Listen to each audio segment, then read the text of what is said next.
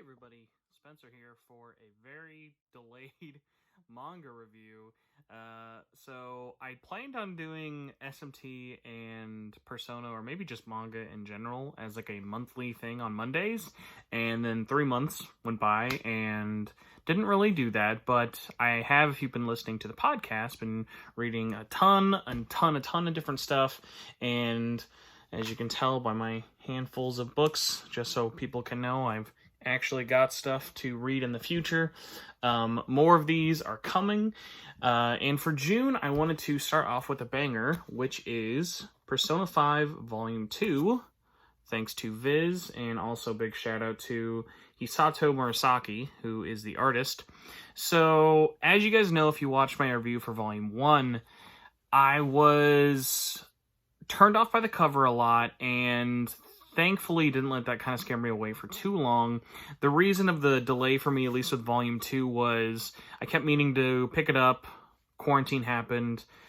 My only real option for ordering books was like online. I don't really order books online a lot, so just did one big group order, and that's when I kind of got all of my stuff. So finally got into Volume 2, and kind of want to talk about it in the sense of, it's really interesting I was talking about how with Volume 1, I really liked the pacing. And that still continues with Volume 2, which is funny of like, in terms of the story, they're taking everything very slow and like very kind of deliberate with what they want to talk about.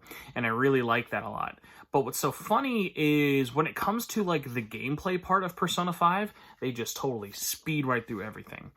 A good example is, for lack of a better comparison, they pretty much do everything in Kamoshida's palace in 2 visits.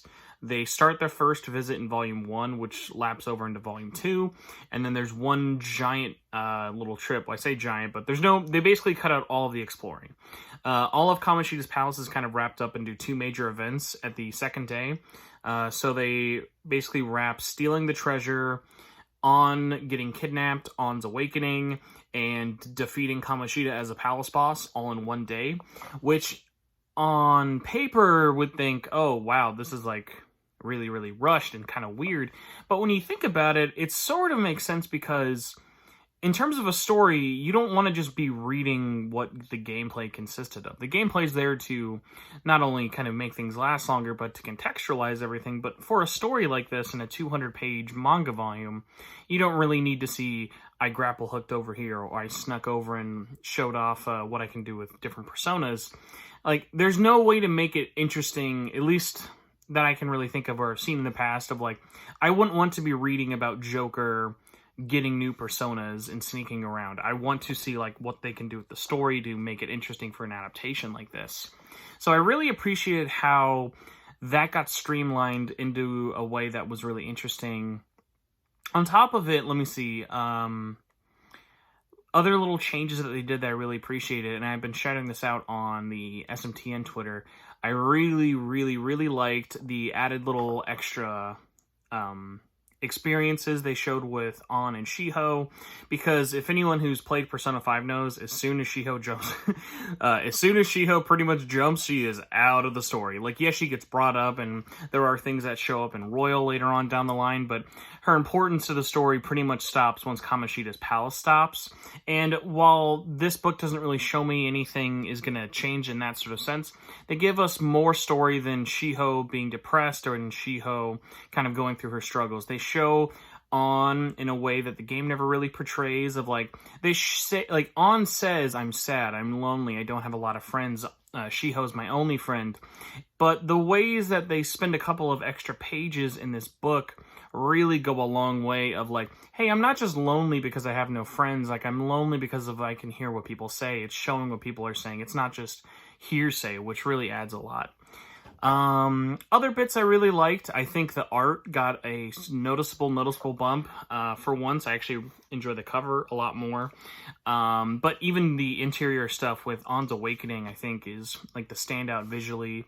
Other little things, like I appreciated how they introduced mementos, kind of give you the rough premise of it, but you can tell it's like, hey, this is something we're going to check in on, but it's not something really to like put a lot of time into, similar to the dungeons. Like, you're in and out of mementos in a chapter for this book, which that's really all it needs to be.